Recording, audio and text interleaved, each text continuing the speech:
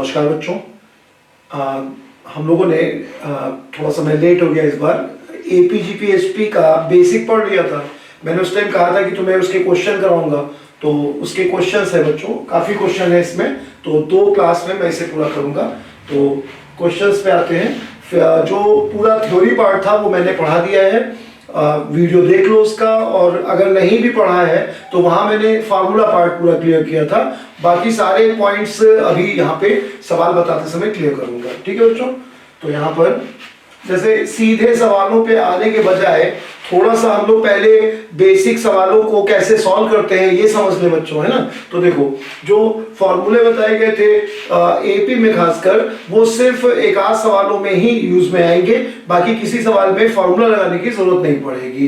तो जो जगह जो है फॉर्मूला लगाना थोड़ा सा ठीक रहेगा। सवालों में आने से पहले हम लोग जो है उस पर बातचीत कर ले, फिर लाइन से सवाल बताते जा रहे हैं। तो देखो बच्चों, जैसे 2 बेसिक सवाल हैं जिसके लिए फॉर्मूला यूज करना मतलब नुकसान नहीं करेगा, जिसमें से एक जैसे यही सवाल है 20, 15, 10 का 15वां टर्म बताइए, 15वां टर्म बताना है। तो इसमें अगर हम फॉर्मूला लगाते हैं तो formula a plus n minus 1 into d कर देंगे, उससे सॉल्व कर सकते हैं इसका 15वां पद। और अगर इसमें भी हम लोग एक शॉर्ट ट्रिक लगाना चाहें तो जो काम यहाँ कर रहे हैं वही काम सोच लें, जिससे कि आगे हमें फायदा मिलेगा। तो इससे तो सॉल्व कर ही लोगे बच्चों, है ना। और बाकी जो है ऐसे सॉल्व कर सकते हैं हम लोग इसे कि 15वां पद बच्चों पहले पद से 15वां पद पहले पद से 14 पद आगे होगा, और हर पद में गैप -5 का है। तो जो 15वां टर्म होगा वो 20 से 14 टर्म आगे होगा, और हर गैप 5 का है बच्चों, तो वो 70 आगे होगा। और चूंकि ये सीरीज घटते क्रम में है इसलिए माइनस आएगा, तो 20 में से 70 चला जाएगा, तो आंसर हो जाएगा -50। फर्स्ट टर्म 20 है बच्चों, सीरीज डिसेंडिंग ऑर्डर में है, और 15वां पद पता करना है, तो 15वां पद यहाँ से 14 पद आगे होगा, तो इसलिए, और हर पर टर्म में गैप कितने का है, 5 का है, तो 14 पंचे 70, 70 घटा देंगे। अगर ये सीरीज बढ़ते क्रम में होती तो जोड़ते, ये घटते क्रम में है तो घटा देंगे, ठीक बच्चों। और अगर फॉर्मूला लगाओगे तो ये का फॉर्मूले से कर सकते हो, तो 20 प्लस 15 माइनस 1 इंटू डी -5 है, ठीक है ना। तो इस सवाल में फार्मूले और बिना फार्मूले से कोई खास अंतर नहीं आएगा। मतलब nth टर्म पता करना बच्चों और nth टर्म का सम पता करना, बस यही 2 सवाल हैं जहां पे फार्मूला अच्छा रहता है। लेकिन यहां पर भी शॉर्ट ट्रिक अगर तुम चाहो तो लगा सकते हो, ठीक है। इसके आगे चलें। किसी समांतर श्रेणी के 50वां पद 101 है और सामांतर 2 है, इसका पहला पद पता करिए। 50वां पद 101 है, तो यहां पर अगर फॉर्मूला लगाए या बिना फॉर्मूले के दोनों से सॉल्व करते हैं बच्चों। तो 50वां पद 101 है, T50 101 है, और कॉमन डिफरेंस 2 है, कॉमन डिफरेंस 2 है, और इसका पहला टर्म पता करना है। तो क्या करेंगे बच्चों, T50 is equal to a plus n minus 1 into d कर देंगे। एक तरीका तो ये हो गया बच्चों, T50 यानी कि 101 ये रख देंगे, a हम लोग को पता करना है, n 50 है, 50 माइनस 1 इंटू डी 2 है। इससे सॉल्व कर सकते हैं हम लोग। एक तरीका ये हो गया सॉल्व करने का फॉर्मूले से, और दूसरा तरीका बच्चों 50th टर्म 101 है और हम लोगों को कॉमन डिफरेंस 2 है, इसका फर्स्ट टर्म पता करना है। तो 50th टर्म से फर्स्ट टर्म 49 टर्म पीछे होगा बच्चों, 50th टर्म से जो है फर्स्ट टर्म 49 टर्म पीछे होगा, तो 101 से 49 टर्म पीछे होगा, और हर गैप 2 का है, हर गैप 2 का है, तो यहां से फर्स्ट टर्म जो आ जाएगा 101 माइनस 98 यानी 3 आ जाएगा बच्चों। 101 50वां टर्म है, और जो है फर्स्ट टर्म इससे 49 टर्म पीछे होगा, तो 49 इंटू 2 माइनस कर देंगे। इससे सॉल्व करना चाहो इससे सॉल्व कर लो, इससे सॉल्व करना चाहो इससे सॉल्व करो, ठीक बच्चों। किसी समांतर श्रेणी का 4th टर्म 14 है, 12th टर्म 70 है, इसका फर्स्ट टर्म बताइए। किसी समांतर श्रेणी का 4th टर्म 14 है, 4th टर्म 14 है, और 12th टर्म 70 है, तो इसका फर्स्ट टर्म पता करिए, फर्स्ट टर्म पता करिए। ये बच्चों 4th टर्म 14 है, 12th टर्म 70 है, और फर्स्ट टर्म पता करना है। अब यहाँ पे बच्चों अगर हम लोग फॉर्मूला लगाएंगे तो इसमें हम लोग को ज्यादा टाइम लगेगा, है ना। हम लोग इसे अगर फॉर्मूले से सॉल्व करते हैं तो 2 इक्वेशन बन जाएंगी। माना फर्स्ट टर्म a है, कॉमन डिफरेंस d है, तो a plus 4 minus 1 into d is equal to 14, एक इक्वेशन बनेगी। और दूसरा a प्लस 12th टर्म बच्चों, तो 12 minus 1 into d is equal to 70। दो इक्वेशन बनेगी, a plus 4 minus 1 into d is equal to 14 और a plus 12 minus 1 into d is equal to 70। तो इक्वेशन बन जाएगी। इसको सॉल्व करने पे क्वेश्चन सॉल्व होगा, और नहीं तो हम लोग इसी तरीके से बहुत आसानी से निकाल सकते हैं कि देखो बच्चों, 4th टर्म और 12th टर्म के बीच में, 4th टर्म और 12th टर्म के बीच में, 4th और 12th के बीच में, 12th के बीच में 8 टर्म का गैप हुआ, 8 टर्म का गैप हुआ, और यहां पर 8 टर्म के बढ़ने से, 8 टर्म के गैप से जो अंतर क्रिएट हुआ बच्चों, जो अंतर क्रिएट हुआ वो 56 का था, जो अंतर क्रिएट हुआ वो 56 का था। 4th टर्म और 12th टर्म के बीच में 8 टर्म का गैप हो गया, 8 टर्म के गैप में वैल्यू 14 से 70 हो गई, यानी 56 का गैप हो गया। तो हम कह सकते हैं 8th टर्म में वृद्धि जो हुई है बच्चों, 8th टर्म में जो वृद्धि हुई है वो 56 की हुई है। तो एक टर्म में जो वृद्धि होगी वो जो है 7 की हो जाएगी, एक टर्म में वृद्धि 7 की हो जाएगी। 4th टर्म 12th टर्म के बीच में 8 टर्म बढ़े बच्चों, 8 टर्म में वैल्यू 56 बढ़ी है, तो एक टर्म में गैप 7 का हो गया। तो ये कॉमन डिफरेंस आ गया हम लोगों का, कॉमन डिफरेंस जब पता चल गया बच्चों, तो यहां से T1 पता करना है तो यहां से भी निकाल सकते हो, यहां से भी निकाल सकते हो। यहां से निकालेंगे अगर हम तो T4 बच्चों 14 है, और 14 से जो पहला टर्म है वो 4th टर्म से 3 टर्म पीछे है, 4th टर्म से 1st टर्म बच्चों 3 टर्म पीछे है, हर गैप 7 का है, तो हर गैप 7 का है बच्चों। तो 14 से 21 घटा देंगे तो माइनस का 7 यहां पे आ जाएगा फर्स्ट टर्म इसका। फिर से समझ लो बच्चों, इससे सॉल्व करेंगे तो टाइम लगेगा। 4th और 12th टर्म के बीच में 8 टर्म में गैप 56 का हुआ, तो 8 टर्म में गैप 7 का हो गया, ये आ गया कॉमन डिफरेंस। और अगर मैं फर्स्ट टर्म निकालना है तो यहां से भी निकाल सकते हैं, यहां से भी निकाल सकते हैं। 4th से निकालेंगे तो 4th से फर्स्ट 3 टर्म पीछे है, 14 से 3 टर्म का गैप है, और एक टर्म में गैप 7 का है, तो ये सीधे आंसर बन गया। ऐसे सॉल्व करने में टाइम लगेगा, जैसे जैसे बच्चों क्वेश्चन कठिन होगा वैसे वैसे शॉर्ट ट्रिक से ज्यादा अच्छा रहेगा। अगले क्वेश्चन में एक समांतर श्रेणी 2, 6, 10, 80 अंत से 15वां पद पता करना है बच्चों। तो 2, 6, 10 से लेकर के 80 इसका लास्ट टर्म है, और हम लोगों को अंत से 15वां पद पता करना है। तो अंत से 15वां पद पता करने के लिए अगर फॉर्मूला लगाना चाहो तो फॉर्मूला लगा सकते हो बच्चों। t अंत से 15वां पद पता करना है तो tn is equal to a plus n minus 1 into d. इससे हम लोग जो है सीधे सीधे अंत से 15 पद निकाल सकते हैं। बस करना क्या होगा बच्चों, T15 अंत से पता करना है हम लोगों को, और A बस अंत से चलेंगे तो A की जगह पे 80 लिखेंगे, और अंत से 15वां पद पता करना है तो यहाँ पे 15 माइनस 1 इंटू डी। तो जब वापस लौटेंगे तो यहाँ से जब बढ़ रहे हैं बच्चों तो कॉमन डिफरेंस पॉजिटिव है, 4 का है। जब वापस आएंगे तो सीरीज डिसेंडिंग ऑर्डर में होगी, तो कॉमन डिफरेंस जो होगा वो -4 का होगा, -4 का होगा। अब बोलो बच्चों 80 फर्स्ट टर्म है, पीछे आएंगे तो अंत से 15वां टर्म, n की जगह 15 रखा और d की जगह -4 लिखा, तो ये आ जाएगा 80 में से 14 4 56 घटा देंगे तो कितना आ जाएगा बच्चों, 24 आ जाएगा। तो ये 24 हो जाएगा।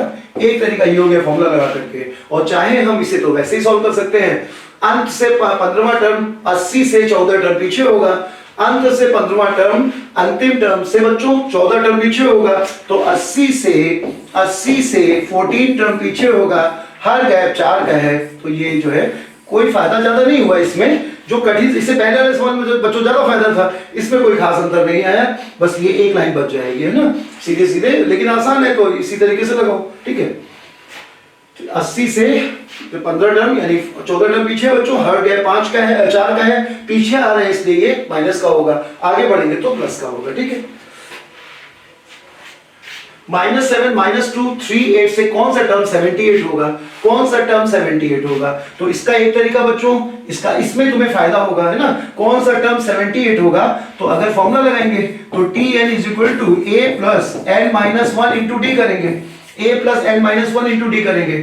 tn की जगह पे 78 लिखेंगे, a की जगह पे -7 लिखेंगे, और n माइनस 1 n पता करना है हम लोगों को, और d कितना है, कौन सा टर्म n माइनस 1 n पता करना है, सॉरी, और d कितना है बच्चों, यहां से आगे बढ़ेंगे तो d 5 का आएगा प्लस का। तो ये हो जाएगा एक तरीका सॉल्व करने का।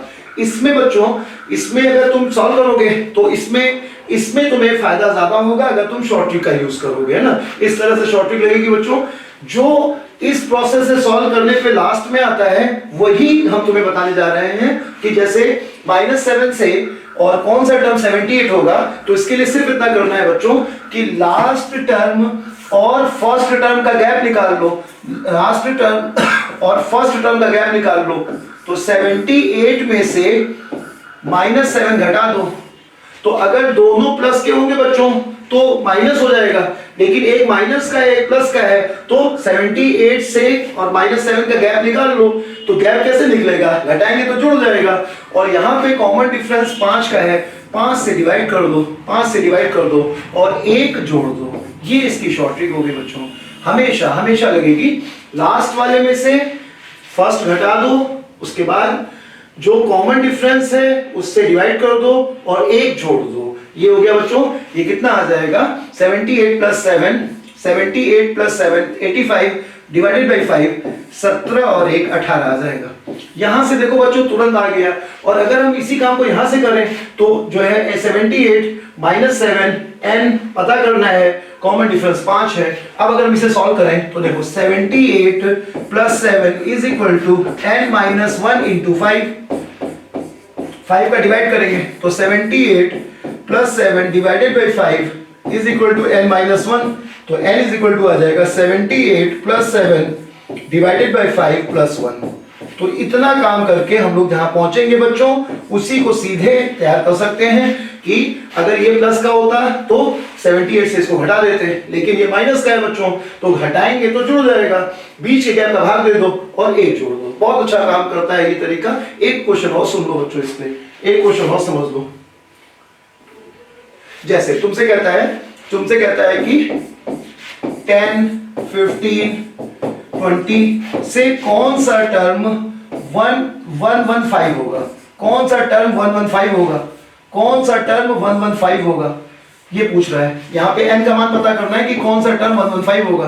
तो फॉर्मूले से सॉल्व कर सकते हो। ये tn है, ये फर्स्ट टर्म है, कॉमन डिफरेंस 5 है ना, लेकिन उसमें टाइम लगेगा। अभी हम लोग क्या करेंगे बच्चों, 115 में से 10 माइनस कर देंगे, 5 का गैप है, 5 से डिवाइड कर देंगे, 1 जोड़ देंगे, बस इतना करना है, ठीक है ना। अब यहाँ पे देखो दोनों पॉजिटिव हैं, दोनों पॉजिटिव हैं तो घटाएंगे तो घटेगा बस खाली, है ना। अगर एक पॉजिटिव एक नेगेटिव होगा बच्चों तो क्या होगा, घटाएंगे तो जुड़ेगा।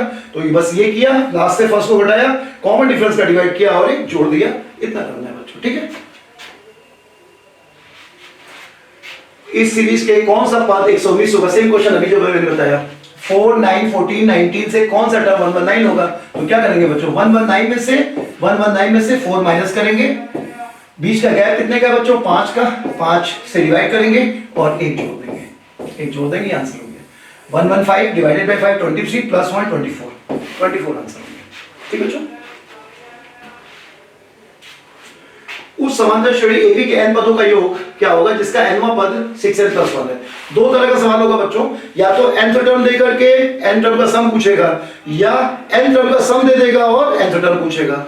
nth टर्म दे करके n टर्म का सम पूछेगा, या n टर्म का सम दे देगा और nth टर्म पूछेगा। दो सवाल बनेंगे बच्चों, ये आसान होता है ना। इसमें क्या करते हैं कि tn दिया हुआ है, nth टर्म दिया हुआ है बच्चों 6n प्लस 1 ये दिया हुआ है, तो यहां पर हम लोग n इज इक्वल टू 1 2 बस इतना ही रखना पर्याप्त होता है। 1 2 से हमें क्या होगा, n बराबर 1 रखेंगे तो हमें फर्स्ट टर्म पता चल जाएगा, n बराबर 2 रखेंगे तो सेकंड टर्म आ जाएगा और सेकंड टर्म से हमें कॉमन डिफरेंस पता चल जाएगा। बस फर्स्ट टर्म n बराबर 1 और 2 रखना होता है, लेकिन हम लोग इसे समझाने के लिए थोड़ा और रख लेते हैं वैल्यू, है ना। तो n is equal to 1, n is equal to 1, n is equal to 2, n is equal to 3 ऐसे रखेंगे।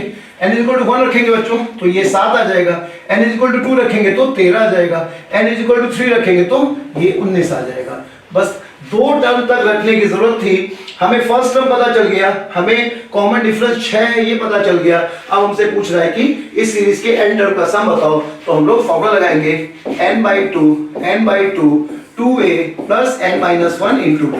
ये फॉर्मूला लगा देंगे बच्चों।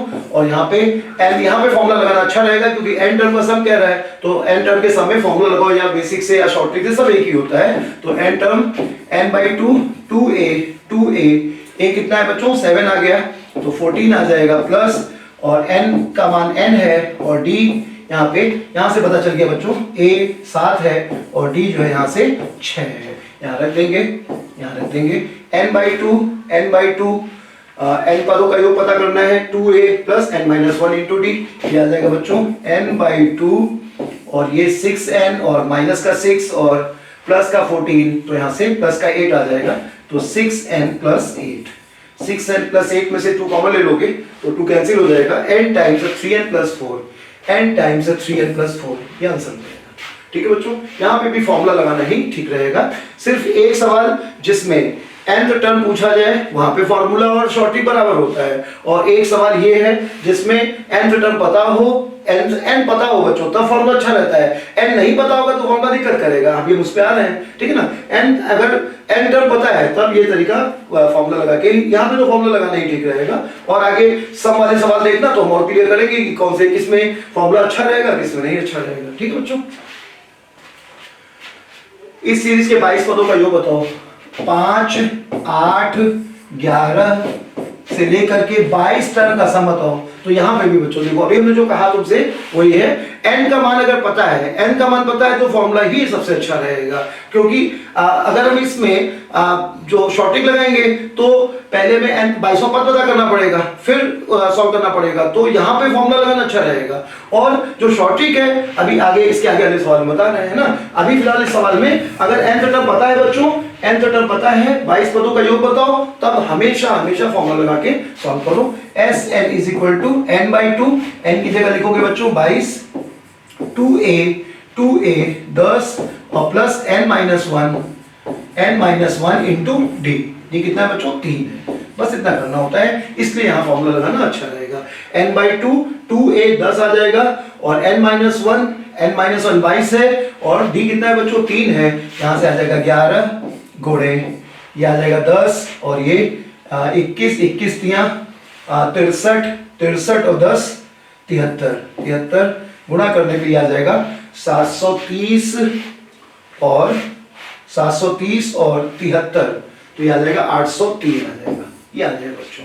तो इस सवाल में जब n का मान दिया हो तब सम के केस में फॉर्मूला लगाना अच्छा रहेगा, और nth टर्म अगर पूछा जाता है तो फॉर्मूला लगाना अच्छा रहेगा। बाकी सभी सवालों में, अभी इसके बाद अब सम के सवाल देखना बच्चों, तो वहां पे फॉर्मूले के बिना ज्यादा अच्छा रहेगा। तो अब हम इसमें इस सीरीज के कुल इसका सम बताना है हम लोगों को। तो देखो क्या है बच्चों, सीरीज 25 है, 24.5 है, फिर 24 है और से लेकर के बच्चों लास्ट टर्म हाफ है। अब देखो इस सवाल में अगर तुम फॉर्मूला लगाओगे तो यहां दिक्कत होगी तुम्हें ना, क्योंकि यहां पे देखो n नहीं पता है हमें। अब अगर फॉर्मूला लगाते हो बच्चों तो पहले तुम्हें tn लगा करके फॉर्मूला निकालना पड़ेगा, पहले n निकालना पड़ेगा। देखो पहले इंटर में हम लोग इसे कैसे करते थे, हम लोग यहां से पहले tn लगाएंगे, tn का फॉर्मूला लगाएंगे बच्चों, और tn बराबर a plus n minus 1 into D, ये लगाएंगे। tn हम लोग को पता है 1/2 है और a पता है 25 है, n हम लोग को पता करना है, d पता है माइनस का हाफ है। तो अगर हम लोग फॉर्मूला लगाएंगे तब ये सॉल्व, तब tn आएगा और tn के बाद फिर sn का फॉर्मूला लगाएंगे। तो अगर n का मान ना पता हो बच्चों, जैसा ये सवाल है, तब यहाँ पे एक लाइन में सॉल्व हो जाएगा। अगर इस सवाल को इससे सॉल्व करो कि योग, और कोई नया फॉर्मूला नहीं बच्चों, सबको पता है ये formula, sum is equal to average औसत और गुणे कुल संख्या, औसत गुणे कुल संख्या, योग बराबर औसत गुणे कुल संख्या। अब औसत क्या आ जाता है बच्चों, पहले और लास्ट को जोड़कर आधा कर दो, पहले और लास्ट को जोड़कर आधा कर दो, ये हो गया एवरेज। और कुल टर्म जो आएंगे दोनों का गैप निकालो, 25 और आधे का गैप निकालो, उसमें यहाँ का जो गैप है हाफ से डिवाइड कर दो और एक ऐड कर दो, ये हो गया आंसर। बहुत ज्यादा आसान हो जाएगा बच्चों अगर सवाल को इस तरह सॉल्व करते हो। एवरेज निकालो, पहले और लास्ट को जोड़ करके आधा कर दो, ये हो गया एवरेज। उसके बाद नंबर ऑफ टर्म, इससे पहले जो बताया गया था वही, इससे पहले जो बताया गया था कितने टर्म होंगे, तो लास्ट वाले में से ये 25 में से हाफ घटा दो। गैप कितने का है बच्चों, हाफ का है, हाफ से डिवाइड कर दो और 1 का गुणा कर दो।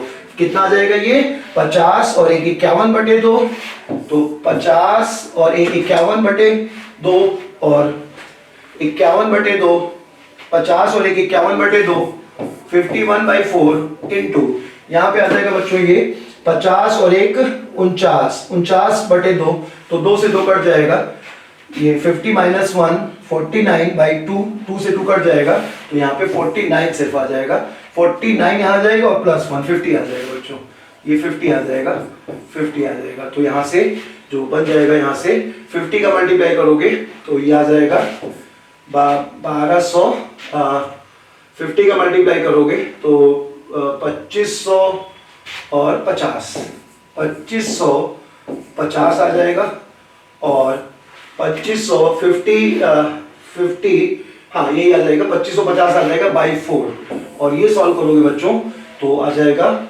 6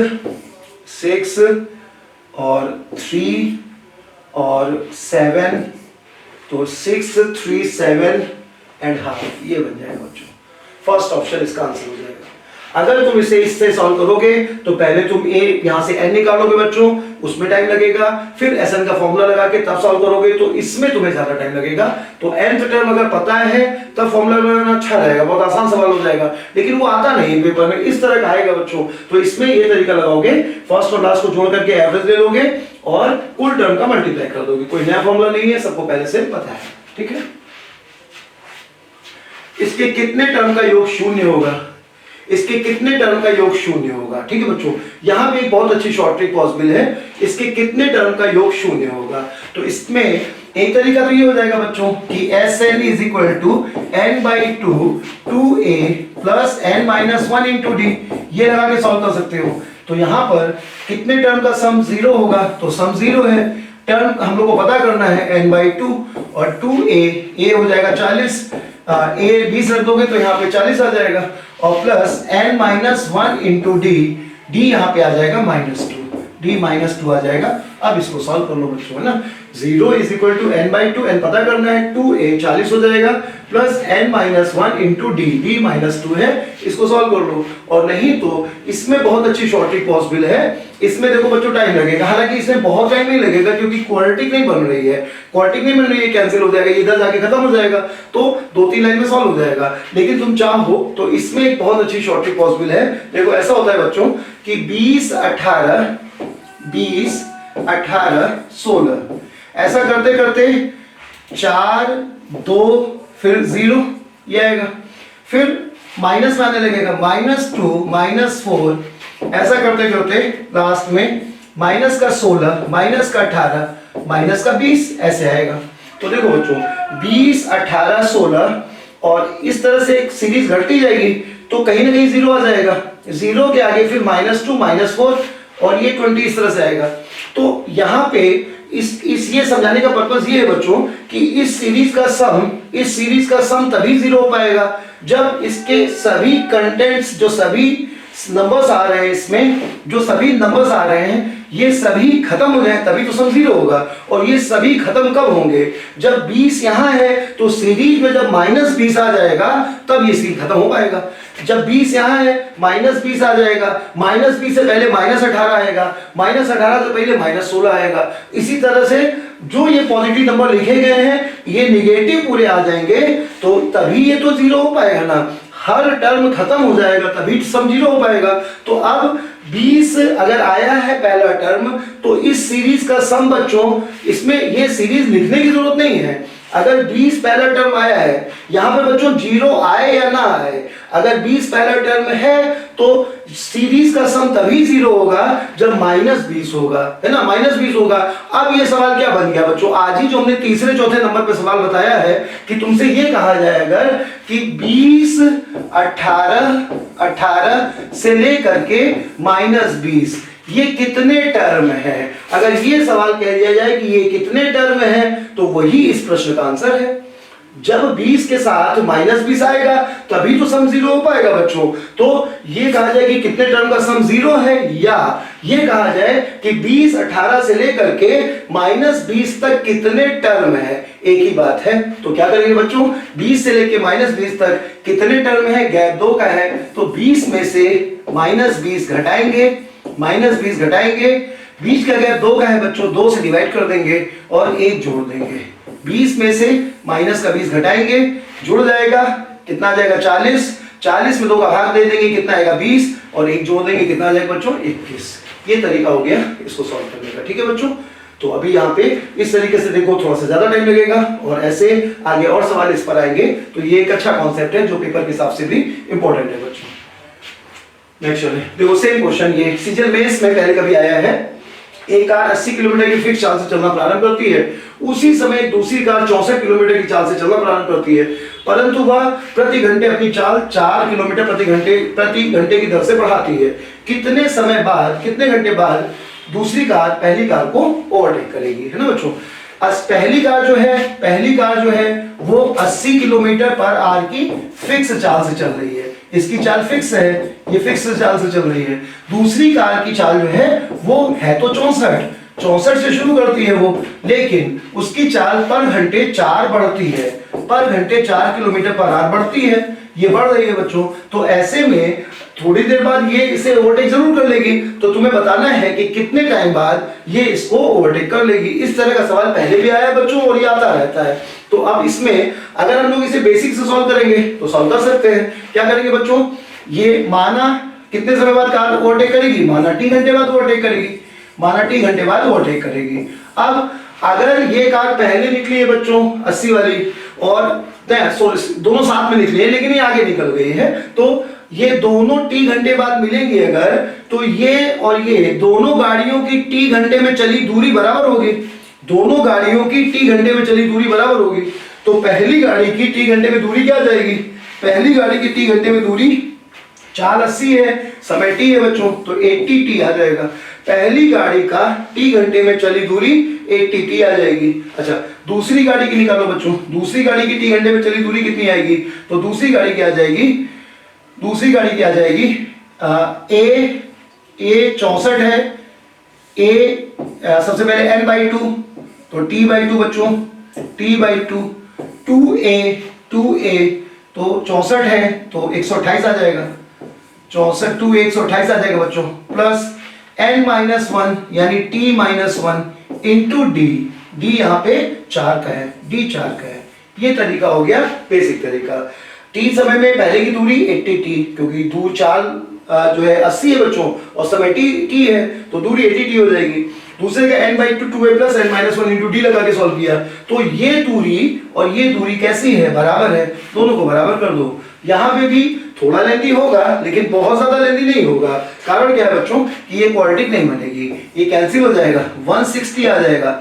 160 is equal to 128 plus t-1 into 4, ये आ जाएगा। 128 घटाओगे तो 32 आ जाएगा। 32 is equal to t-1 into 4 4 से कट जाएगा 8, तो यहां से आ जाएगा बच्चों t-1 इज इक्वल टू 8, तो t इज इक्वल टू 9। एक तरीका ये हो जाएगा सॉल्व करने का, एक तरीका ये हो जाएगा। क्वाड्रेटिक नहीं बन रही है यहाँ पे क्योंकि t कैंसिल हो गया, लेकिन फिर भी 2-3 लाइन के बाद तुम्हारा ये सवाल सॉल्व होगा। और अभी समझ गया ना बच्चों, 80t n/2 2n क्या हो गया, t समय तक चले हैं, 2a plus n-1 into d, और यहाँ पे हम लोगों ने इसको सॉल्व करके रख दिया और सॉल्व हो गया। ठीक बच्चों, तो एक तरीका तो ये हो गया सॉल्व करने का। दूसरा तरीका अभी जो हम लोगों ने बातचीत की है उस तरीके से भी ये लग सकता है। कैसे, देखो बच्चों, जो अभी हम लोगों ने पढ़ा है उससे भी लग सकता है। देखो ध्यान देना बच्चों, एक गाड़ी की चाल 80 है, एक गाड़ी की चाल 80 है, ये फिक्स 80 की चाल से चल रहा है, फिक्स 80 की चाल से चल रहा है। दूसरे वाले की चाल 64 है, दूसरे वाले की चाल 64 है, तो पहले 64 है फिर 4 बढ़ जाएगी 68 हो जाएगी। तो बच्चों ये अभी 16 पीछे है, 64 है फिर 68 है, 72 हो जाएगा, 78 76 हो जाएगा, 80 हो जाएगा। आगे जाके इसकी चाल भी 80 हो जाएगी, लेकिन जब इसकी 80 होगी और इसकी भी 80 होगी तब ये दोनों बराबरी पे नहीं आ पाएंगे, ये दोनों बराबरी पे नहीं आ पाएंगे क्योंकि ये पहले से आगे था। अब ये पहले कितना पीछे था बच्चों, 16, ये 16 पीछे था। अब जब ये 16 आगे हो जाएगा तब ये इसे ओवरटेक कर लेगा। मैंने क्लास में पढ़ाते समय बच्चों इस पे एग्जांपल बताया था कि एक बच्चा 80 पढ़ता है और रोज 80 पढ़ता है, बहुत अच्छा बच्चा है। दूसरा बच्चा रोज 64 पढ़ता है, लेकिन उसने कसम खाई है कि वो इसे हराएगा, तो उसने रोज 4 बढ़ाता गया, रोज 4 बढ़ाता जाएगा तो 64, 68, 72, 76, 80 पे आ जाएगा। 80 पे आ गया तो वो अपनी मम्मी से कहने लगा कि ये मैं तो 80 पे हूं, ये भी 80 पे है, फिर ये आगे क्यों है? तो उसकी मम्मी ने कहा ये जो तुमने पहले पाप किए हैं इन्हें धो, है ना। तो यहाँ पे जो तुम पीछे रहे हो, तो जितना पीछे रहे हो बच्चों उतना तुम्हें आगे होना पड़ेगा, तब तुम इससे बराबर हो पाओगे, है ना। तो यहाँ पे 16 पीछे था तो 16 का पाप है, 16 का पाप। तो यहां पर बच्चों जब ये इससे 16 आगे 96 पे पहुंचेगा तो देखो ये जैसे 16 पीछे था, यहाँ पे 16 आगे हो गया, तो अब जाके इससे पहले 12 आगे हुआ होगा, तो ये पाप यहां से धुल गया। इसके पहले 92 रहा होगा तो 12 आगे रहा होगा। यहां देखो बच्चों 12 पीछे है, तो ये जब आगे जाएगा तब ऐसा हो पाएगा। तो 16 पीछे था बच्चों, तो जब 16 आगे जाएगा तब ये बराबरी पे आ पाएगा। यानी कि 64 की चाल जब 96 पे आ पाएगी तब ये बराबरी पे आ पाएगा। या 16 पीछे से 16 आगे जाने में, 16 पीछे से 16 आगे जाने में 32 का गैप हो गया, और हर बार 4 कवर करेगा और 1 जोड़ देंगे तो ये पहले की तरह 9 आ जाएगा। तुम ऐसे समझ सको तो ऐसे समझ लो, नहीं तो ऐसे बच्चों 16 पीछे था 16 आगे जाएगा तो 64 वाला 96 कब हो जाएगा? तो 64 से 96 होना है और बीच में गैप कितने का है? 4 का है। तो बोलो 64 से ये क्या सवाल बन गया बच्चों? ये सवाल बन गया एक बेसिक सवाल कि 64 68 से लेकर के कितने टर्म का कौन सा टर्म 96 होगा? 64 68 से लेकर के कौन सा टर्म 96 होगा? तो कौन सा टर्म हो जाएगा बच्चों? 96 में से 64 हटा देंगे और 4 का भाग दे देंगे और 1 जोड़ देंगे। 96 में से 64 हटा देंगे, 4 का भाग दे देंगे और 1 जोड़ देंगे।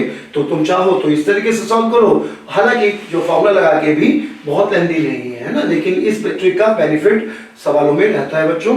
इसके आगे चलें, ठीक है ना। 16 पीछे था 16 आगे जाएगा, यानी 64 था, जब तक 96 जाएगा तब बराबरी पे आएगा। 96 से 64 के बीच में 4 के गैप में कितने टर्म होंगे? तो 96 में से 64 हटा दो, 4 का डिवाइड कर दो और 1 जोड़ दो। ठीक है बच्चों, नेक्स्ट क्वेश्चन में आओ। 100 से छोटी सभी 2 अंकी संख्याओं का योग बताएं जिसमें 5 से डिवाइड करने पर 2 बचता है। 100 से छोटी सभी 2 अंकी संख्याओं का योग बताएं जिसमें 5 से डिवाइड करने पर 2 शेष बचता है। तो देखो बच्चों, सभी 2 अंकी संख्याओं का योग बताएं, 2 अंकी होना चाहिए बच्चों और 100 से छोटा होना चाहिए और डिवाइड करने पर 5 से 2 शेष बचना चाहिए। तो पहली संख्या अगर 5 की टेबल में चले हम लोग तो 5 10 15 से लेकर के 90 95 100, ये 5 का टेबल हो गया। 2 शेष बचाना है तो सब में 2 जोड़ दें, तो 7 12 7 12 17 92 97 102, इस तरह से आ जाएगा। अब तुम्हें बताना है कि 100 से छोटी सभी 2 अंकी संख्याओं का योग जिसमें 5 से डिवाइड करने पे 2 बचे। तो यहां से शुरू होगा बच्चों, 12 से 12 पहली संख्या 2 अंकी है जिसमें 5 से डिवाइड करने पे 2 बचता है, और 102 नहीं रहेगा क्योंकि 102 3 अंकों का हो गया है। तो पहली संख्या 12 है बच्चों और अंतिम संख्या 97 है। पहली संख्या 12 है बच्चों, अंतिम संख्या 97 है। तुम्हें बताना है 12 से 97 के बीच में कितने टर्म है, सॉरी उनके सभी टर्म का सम बताना है। ठीक है ना, ये हमने 5 का टेबल लिखा, दो बचाना है बच्चों, तो सब में दो जोड़ दिया। अब ये वाला टर्म जो है 12 से 2 अंकों का है, यहाँ पे 5 से भाग दोगे तो 2 शेष बचेगा, और ये 2 अंकों का भी है। और अंतिम संख्या बच्चों ये 102 नहीं होगी, क्योंकि ये 3 अंकों का है, 97 हो जाएगा। अब इसका हमें योग बताना है, मतलब एक तरह से हमें बताना है 12, 17 से लेकर के 97 का सम बताना है बच्चों। तो आज ही हमने जो बताया है, अब यहाँ पे देखो बच्चों फॉर्मूला लगाना नहीं अच्छा रहेगा।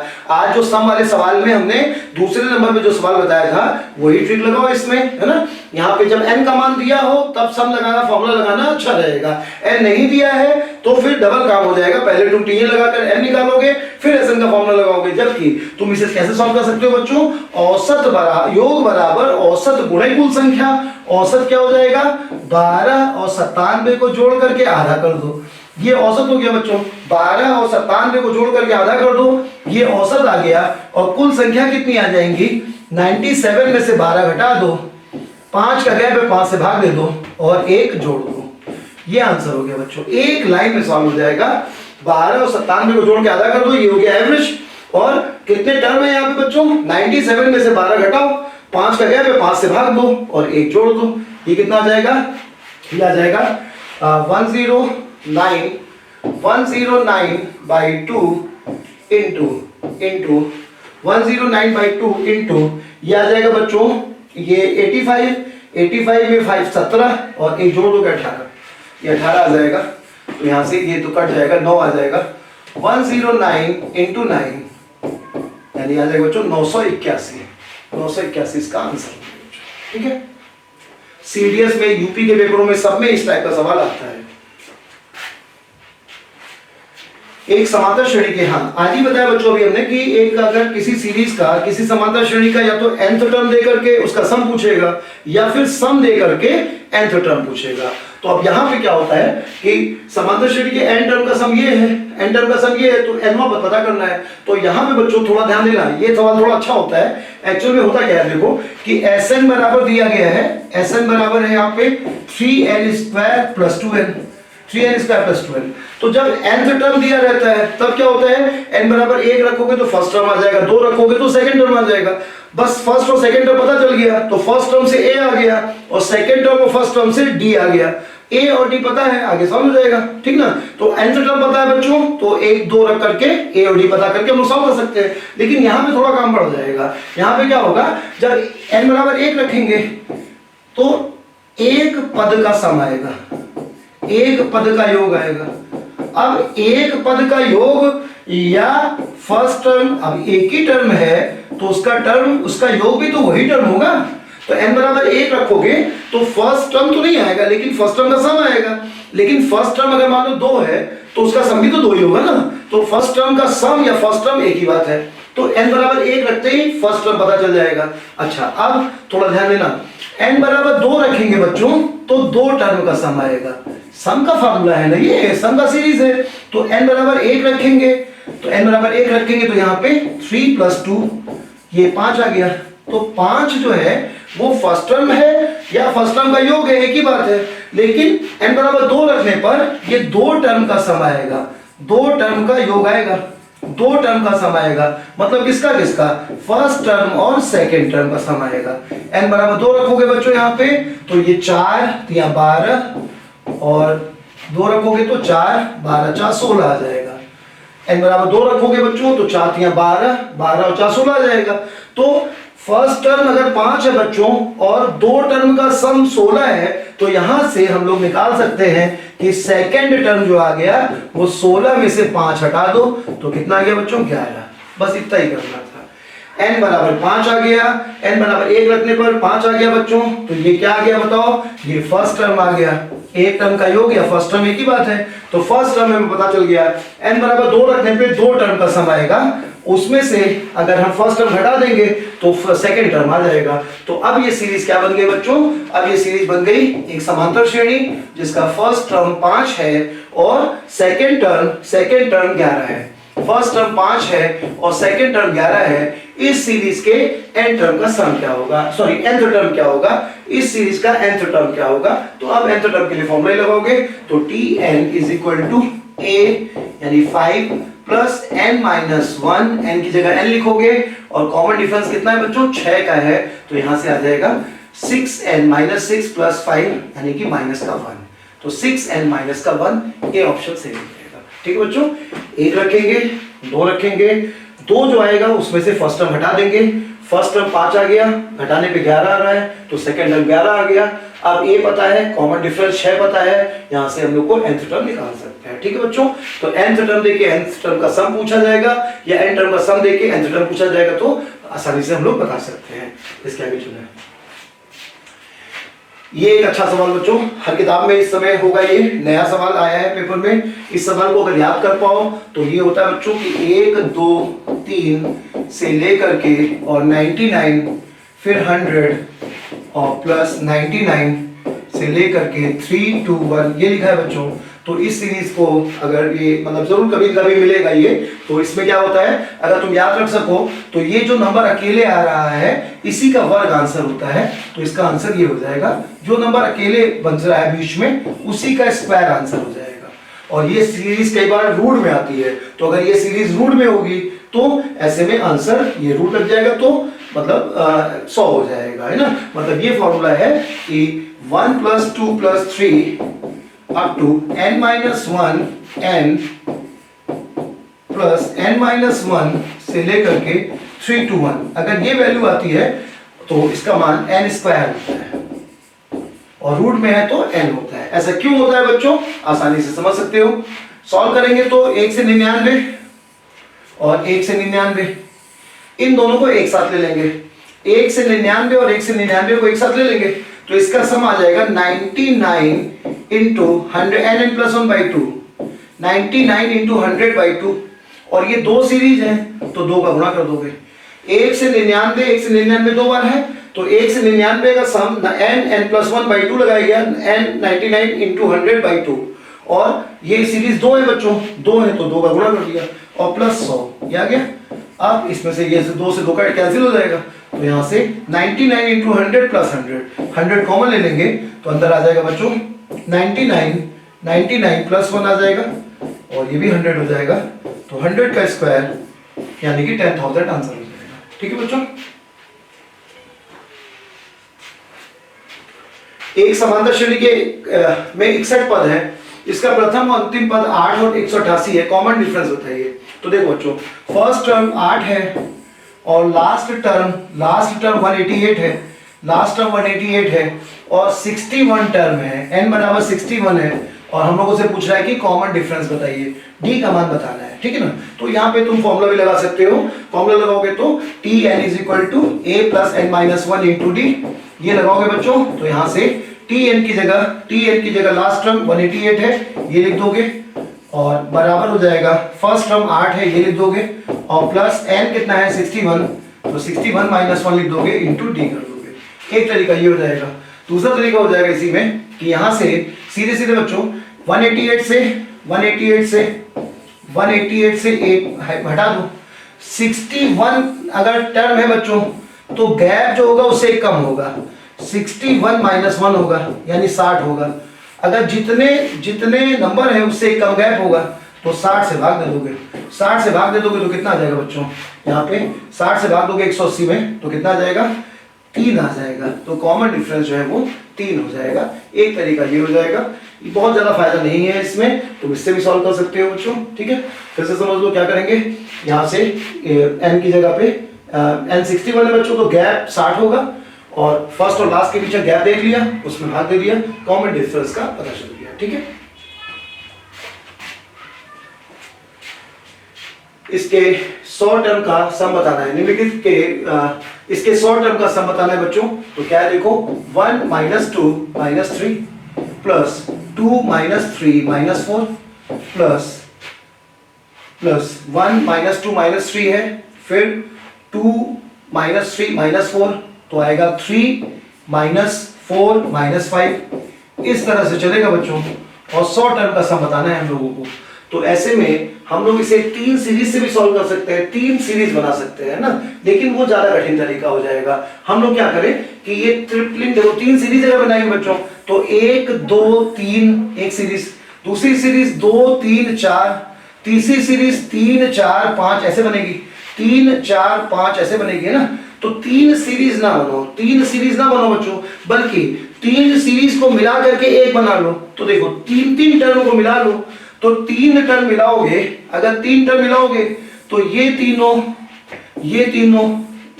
ऐसे चलते जाएंगे। 1 2 3 आया है तो 2 3 4 आएगा, तो 3 4 5 आएगा, ऐसे आता जाएगा। तो अब हम लोग क्या करें कि इसके एक ट्रिपलिंग का सम आ जाएगा -4, इसके एक ट्रिपलिंग का सम आ जाएगा 7 में से 2 गया -5, इसके एक ट्रिपलिंग का सम आ जाएगा -6, इस तरह से चलता जाएगा। अब जब 100 टर्म को हम लोग जो है 3 टर्म के ट्रिपलिंग में तोड़ेंगे, तो यहां पर 100 टर्म में 3 टर्म के ट्रिपलिंग में तोड़ेंगे तो 99 टर्म तक 33 ट्रिपलिंग आ जाएंगी और एक टर्म शेष बच जाएगा।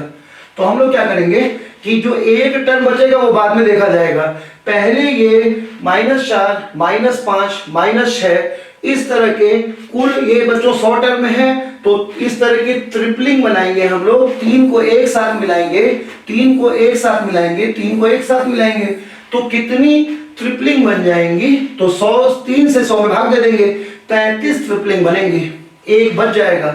तो अब क्या करेंगे कि -4 ये आ जाएगा, -5 -6, तो इस तरह से हम लोग 33 टर्म का सम निकाल लेंगे।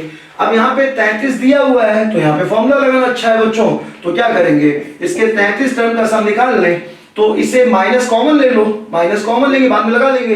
तो इसका सम जो आ जाएगा -n/2 2a plus n-1 into d। d 1 है, ये आ जाएगा।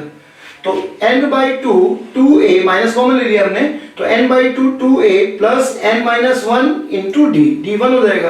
तो ये जो आ जाएगा बच्चों माइनस का 33 इंटू 32 और 8 40 में 2 जाएगा, जो का डिवाइड करोगे तो 20, तो ये आ जाएगा बच्चों, यानी कि ये आ जाएगा -660 आ जाएगा। तो 33 टर्म जो ये वाले आएंगे बच्चों, वो इस सीरीज के 99 टर्म खत्म कर देंगे। 99 टर्म को जब हम ट्रिपलिंग बना लेंगे तो 33 टर्म आ जाएंगे। 33 टर्म का टर्म सम जो है -660 आ चुका है। अब क्या रह गया बच्चों, अब रह गया इसमें 100वां टर्म। 99 टर्म खत्म हो चुके हैं, तो एक जो बचा है, तो देखो एक ट्रिपलिंग जब खत्म होगी तो जो फर्स्ट टर्म आएगा तो 99 टर्म तक खत्म ट्रिपलिंग, तो अब जो 100वां टर्म होगा वो फर्स्ट टर्म वाला होगा। तो वो कितना होगा बच्चों, तो यहां पर एक फिर 2 और 3 से लेकर के, पहले 1 है बच्चों, फिर 2 है प्लस वाला, फिर 3 आएगा, ऐसे कर करके यहाँ पर 33 टर्म तो यही हो गए थे। तो ये 33 बार तो 1 2 3 33 टर्म तो इसके भी खत्म हो गए। अब जो बचेगा, जो 100वां टर्म होगा, वो इस सीरीज का 1 2 3 वाले का 34वां टर्म होगा। 33 तो यहीं पे आ गए बच्चों, है ना। अब 1 2 3 वाली सीरीज का जो 100वां टर्म है वो कौन सा टर्म होगा, 34वां टर्म।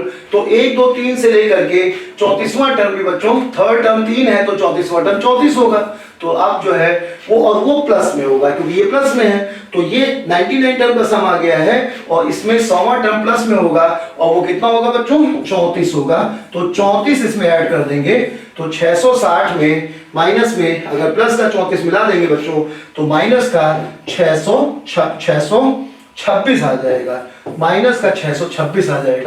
-626 ये फर्स्ट ऑप्शन इसका सही हो जाएगा। ठीक बच्चों, अच्छा सवाल है, ये भी रिपीट हो सकता है। ट्रिपलिंग बना लोगे, फिर तुम चाहो तो 3 सीरीज बना के सॉल्व कर सकते हो, उसमें ज्यादा टाइम लगेगा। इनको संगठित कर लो इस तरह से, तो ये एक -4 एक -5 हो जाएगा। अब 100 टर्म कुल है बच्चों, 3 से डिवाइड कर दो तो 33 ट्रिपलिंग ऐसे निकल आएंगी, उनका सम निकाल लो। 33 टर्म ट्रिपलिंग का मतलब 99 टर्म खत्म हो जाएंगे, इसका सम तुमने फॉर्मूले से निकाल लिया, ठीक है ना। उसके बाद जो आया है 100वां टर्म निकालोगे तो 1 है, फिर 2 है, फिर 3 है, ऐसे आएगा। और ऐसे में जो यहाँ पे 33 के बाद जो 34वां टर्म इस सीरीज का होगा वही 100वां टर्म होगा, तो 34वां टर्म 34 होगा बच्चों, तो इसमें 34 जोड़ दोगे तो इस तरह से ये सॉल्व हो जाएगा। ठीक है,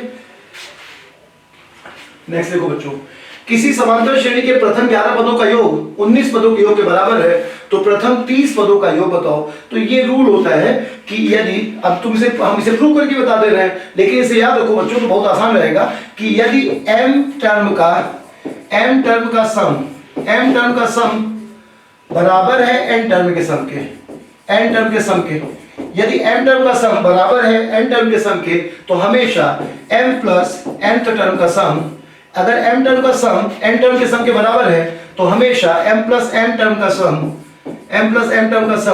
0 होता है, m प्लस n टर्म का सम 0 होगा, ये नियम होता है।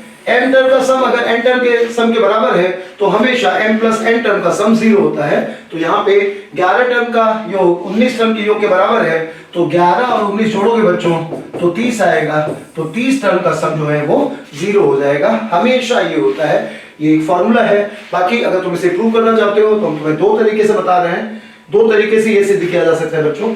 एक तो 11 पदों का योग 19 पदों के योग के बराबर है, तो फॉर्मूला लगाओ 11 पदों का योग 2a प्लस किसी समांतर श्रेणी के, तो दोनों एक ही सीरीज है, तो 2a plus n 11 minus 1 into D, और बराबर हो जाएगा 19 टर्म के सम के 19/2 और 2a plus 19 minus 1 into D, याद है बच्चों। यहां से a और d को लेके एक संबंध बन जाएगा, और 30 पदों का योग पूछ रहा है तो वहां पे उसी वैल्यू को यूज करके कैलकुलेशन इसमें ज्यादा होगा, है ना। तो इस तरीके से सॉल्व मत करो, इसे ऐसे समझो बच्चों, जैसे देखो अगर मान लो लिखा है, अगर ये लिखा है कि 8 6 4 2 8 6 4 2 0 -2 -4 -6 -8 ये लिखा है बच्चों। तो यहाँ पे अगर ये कहा जाए तुमसे कि 3 टर्म का सम, तो 3 टर्म का सम जो होगा, 3 टर्म का सम जो आ जाएगा वो 18 आ जाएगा, 3 टर्म का सम 18 आ जाएगा बच्चों। अच्छा, अगर ये कहा जाए कि 5 टर्म का सम, तो 5 टर्म का सम भी 18 आ जाएगा। 3 टर्म का सम 18 है तो 5 टर्म का भी सम 18 है। ऐसा क्यों हुआ बच्चों? ये जो बीच के टर्म आए, ये लॉजिकल है बच्चों, समझना बहुत अच्छे से समझ में आ जाएगा। देखो 3 टर्म का सम 5 टर्म के सम के बराबर क्यों हुआ? 3 टर्म का सम 6 टर्म के सम के बराबर क्यों हुआ? क्योंकि ये जो 3 टर्म बढ़े हैं बच्चों, वो क्या है, एक 0 है और एक 2 है, एक -2 है, तो ये निगेटिव वाले ने इसको खत्म कर दिया, तो 3 टर्म का सम 6 टर्म के सम के बराबर हुआ। तो जब भी ऐसा होगा बच्चों, अगर m टर्म का सम n टर्म के सम के बराबर है, तो निश्चित रूप से बीच में जो नंबर आ रहे होंगे वो निगेटिव में कुछ रहे होंगे, तभी तो वो खत्म हो पाएंगे ना। m टर्म का सम n टर्म के सम के बराबर हो ही कैसे सकता है? तभी हो सकता है जब उस बीच में जो नंबर आ रहे हैं उनकी आपस में मारपीट हो गई और वो खत्म हो गए हो, है ना, तभी ऐसा हो सकता है। तो यहाँ पे देखो m टर्म का सम 3 टर्म का सम बच्चों 6 टर्म के सम के बराबर क्यों हुआ? क्योंकि ये टर्म आपस में खत्म हो गए। तो अब जब ये पक्का है कि ऐसे केस में ऐसा तभी संभव है बच्चों जब सीरीज निगेटिव में हो, निगेटिव में जा रही हो, तो तभी संभव है ये, तभी तो कुछ टर्म खत्म हो पाएंगे। सभी पॉजिटिव होंगे तो टर्म कहां से खत्म हो जाएंगे ना। तो अब अगर ये कहता है कि 3 टर्म का सम 18 है, 6 टर्म का भी सम 18 है, तो अगर दोनों को जोड़ देंगे बच्चों और कहा जाए कि 9 टर्म का सम क्या होगा, तो निश्चित रूप से 0 हो जाएगा ऐसे केस में। क्यों? देखो ये निगेटिव आना शुरू हो गए। अब बताओ 3 टर्म का सम 6 टर्म के सम बराबर इसलिए हुआ बच्चों कि ये तीनों खत्म हो गए। और अगर हम 9 टर्म ले लेंगे तो जो आगे के 3 आ रहे हैं वो तीनों हत्यारे होंगे इन तीनों के, है ना। तो 3 टर्म का सम अगर 6 टर्म के सम के बराबर हो गया तो 3 और 6 जोड़ देंगे, 9 टर्म का सम लेंगे, तो ये जो बेचारे बच रहे थे तीनों वो भी मारे जाएंगे। तो निश्चित रूप से क्या हो जाएगा कि 9 टर्म का सम क्या हो जाएगा बच्चों? 0 हो जाएगा। तो ये है m टर्म का सम अगर n टर्म के सम के बराबर है तो m प्लस nth टर्म का सम हमेशा 0 होगा। कोई भी एक एग्जांपल अपने घर में बना करके देख सकते हो बच्चों ना। बाकी प्रूव करने का तरीका ये इक्वेशन बना के सॉल्व करना। इंटर में तो ये सब ठीक था बच्चों, तब तो हम लोग को कॉपी चेक करानी होती थी, लेकिन अभी तो ऐसा कुछ नहीं है ना, तो इसे याद रखना है ऐसे ही, ठीक है। इसके आगे चलें। अभी जो बताया बच्चों वही है इस सीरीज के 100, इस सीरीज का निम्नलिखित सीरीज का मान ज्ञात कीजिए योग बताना है बच्चों इसके 100 टर्म का। क्या है सवाल अभी बताया गया उसी जैसा है। 1 - 6 + 2 - 7 + 3 - 8 से लेकर के 100 टर्म का सम ज्ञात करना है हम लोगों को। तो यहाँ से यहाँ पे भी वही करेंगे बच्चों। देखो अल्टरनेट नंबर्स चाहो तो 2 सीरीज बना सकते हो, 2 सीरीज बना सकते हो, 1 2 3 ये, और -6 -7 -8 ऐसे। लेकिन ऐसा मत करो, है ना, सीधे सीधे एक सीरीज बना लो बच्चों, ये आसान हो जाएगा सवाल। तो यहाँ पे देखो ये -5 है बच्चों, ये भी -5 है, ये भी -5 है। अब यहाँ पर अगर 100 टर्म है बच्चों, 100 टर्म है, और 100 टर्म में हम लोग 2 को संगठित कर लेंगे, 2 को कंबाइन कर लेंगे, 2 की शादियां करा देंगे, तो कितने पेयर बन जाएंगे? 100 के आधे, यानी 50 पेयर बन जाएंगे। 50 पेयर बन जाएंगे बच्चों। एक पेयर का सम 5 है, एक पेयर का सम 5 है, तो 50 पेयर का सम जो होगा वो 50 गुणे -5, यानी माइनस का 250 हो जाएगा। माइनस का 250 हो जाएगा, माइनस का 5 माइनस का 5 इस तरह से 100 पद है। तो बोलो बच्चों सभी टर्म -5 है, तो 100 टर्म है तो 50 पेयर बन जाएंगे, और 50 पेयर अगर है तो सभी का सम हो जाएगा 250। ठीक है बच्चों, तो 250 माइनस में आंसर हो जाएगा। अब इसमें जीपी शुरू हो गई बच्चों। तो इससे हम लोग आज हमने एपी तक समांतर श्रेणी का पूरा बताया है। और पेपर में तुम देखोगे ना कि ज्यादातर मतलब लगभग 90-95% बच्चों, चाहे यूपी का पेपर हो, चाहे तुम रेलवे का दो, चाहे एसएससी का दो, इवन इंटर का दो, तुम चाहे आईआईटी का दो, है ना, हर पेपर में तुम देखोगे कि एपी जीपी एचपी में लगभग 70-80% सवाल एपी का आता है। बाकी कभी कभी अदर इंजीनियरिंग वगैरह में तो जीपी एचपी का भी जाता है। एसएससी में या किसी भी जो सरकारी नौकरी के एग्जाम में रेयर ही कभी देखोगे तुम जीपी और एचपी का कोई सवाल। लेकिन हम लोग कोर्स में हम लोग पूरा पढ़ेंगे। तो आज हमने जो पिछली वीडियो में एपी जीपी एचपी का पूरा जो बेसिक थ्योरी पार्ट है वो कंप्लीट कर लिया था बच्चों।